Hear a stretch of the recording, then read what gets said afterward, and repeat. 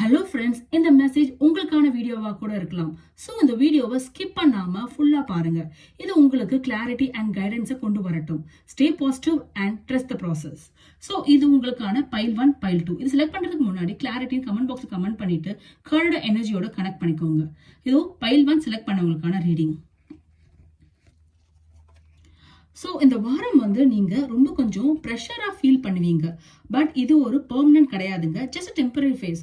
Over திங்கிங்க and ஃபியரை reduce பண்ணினீங்கன்னா சிச்சுவேஷன் ரொம்ப ஸ்மூத்தா செட்டில் ஆகும். அதுக்கப்புறம் ஒரு new growth and new opportunity கூட ஓப்பன் ஆகலாம்.